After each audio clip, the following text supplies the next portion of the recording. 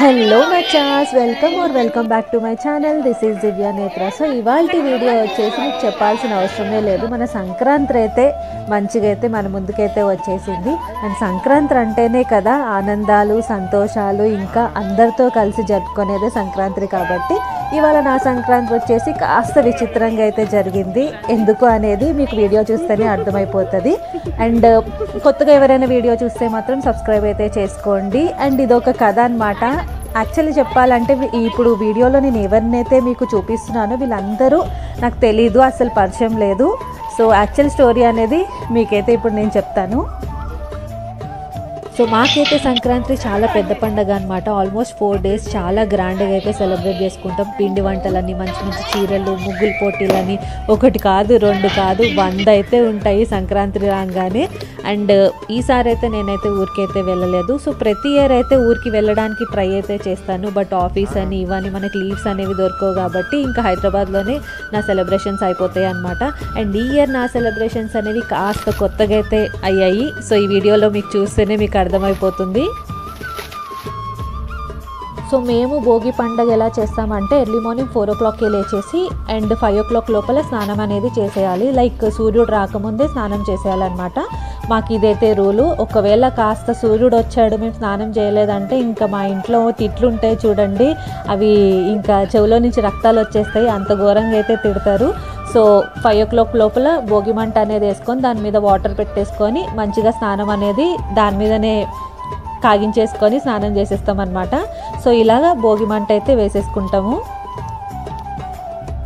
So Sankranti పండుగ అంటే జనరల్గా ఊర్లో అయితే చాలా గొప్పగా అయితే చేసుకుంటారు. బట్ ఈసారి హైదరాబాద్లో కూడా చాలా గ్రాండ్గా అయితే వీళ్ళు సెలబ్రేట్ అయితే చేసుకుంటున్నారు.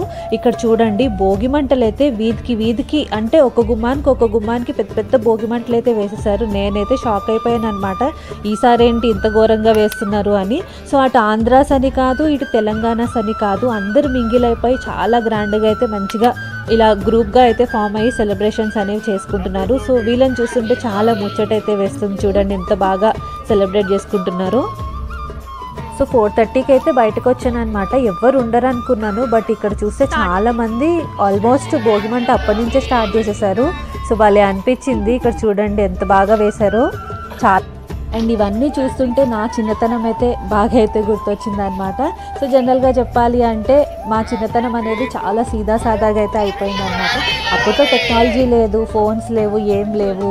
ఇంకా మనకి ఎట్లా అంటే పిల్లలతోనే ఆడుకోవడం, బయటికి వెళ్ళిపోయి చాలా అల్లరి చేసేసేయడం, ఇవన్నీ అయితే నేనైతే బాగా అంటే కోత అనమాట. నేను చిన్నప్పుడైతే బాగా అల్లరి అయితే చేసేసేదాన్ని.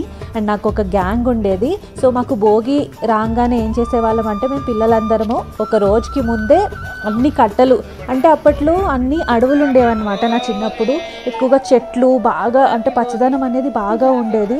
సో మేము ఏం చేసేవాళ్ళం అంటే అన్ని కట్టలన్నీ ఒక రోజు ముందే మంచిగా కొట్టుకొని వచ్చేసి ఈ కొబ్బరి చిప్పలు ఇంకా చిన్న చిన్న పుల్ల ముక్కలు అన్నీ ఏరుకొని అయితే వచ్చేసేవాళ్ళము. ఇంకా అవన్నీ ఏంటంటే నెక్స్ట్ డే ఎవరు తొందరగా లెగుస్తారా అని. అంటే చిన్నతనం అనేది చాలా డిఫరెంట్ కదా. ఇప్పుడు లైఫ్ డిఫరెంట్, ఒకప్పుడు లైఫ్ అయితే చాలా డిఫరెంట్ నన్ను అడిగితే. సో మేము ఏం చేసేవాళ్ళం అంటే మంచిగా ఇట్లా తొందరగా లేచి పెద్ద పెద్ద భోగి మంటలు అయితే వేసేసేవాళ్ళము. ఇంకా మా అల్లరి ఉంటుంది చూడండి, అదైతే చెప్పలేము. ఇప్పట్లో అందరూ రేగుపళ్ళు అయితే కొనుక్కుంటున్నారు, బట్ నా చిన్నతనం అయితే ఎక్కువగా చెట్లు అయితే ఉండేవన్నమాట. ఇంకా నాకు గ్యాంగ్ ఉండేది కదా. మనకు సంక్రాంతి అంటే 15 రోజులు హాలిడేస్ అయితే పక్కా ఉండేవి.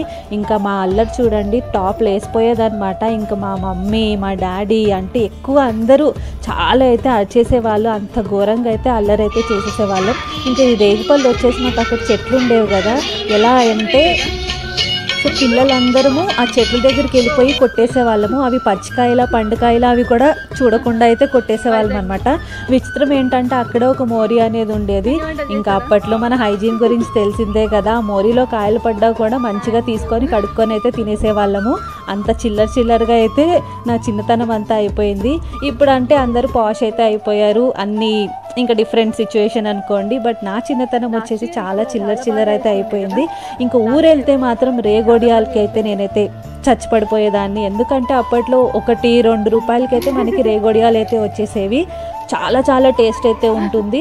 హైదరాబాద్లో వచ్చేసి రేగొడియాలు అయితే చాలా రేర్ అనమాట, అక్కడక్కడ చూస్తామేమో. అండ్ ఈ మధ్య కొంచెం ఆన్లైన్ అంటే ఇన్స్టాగ్రామ్లో అయితే అక్కడక్కడైతే నేను చూస్తున్నాను.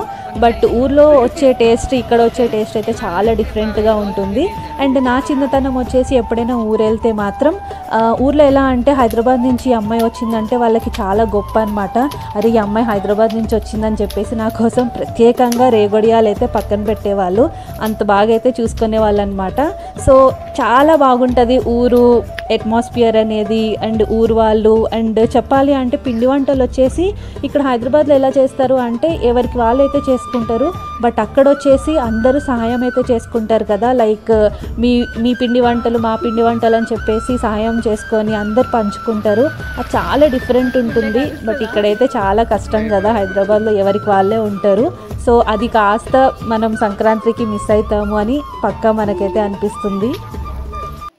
సో అలా సరదాగా వీడియో అయితే తీశాను. మీకైతే వీడియో నచ్చితే పక్కా లైక్ చేయండి, షేర్ చేయండి అండ్ సబ్స్క్రైబ్ చేసుకోవడం అస్సలు మర్చిపోదు. Thank you for watching. Take care. Bye.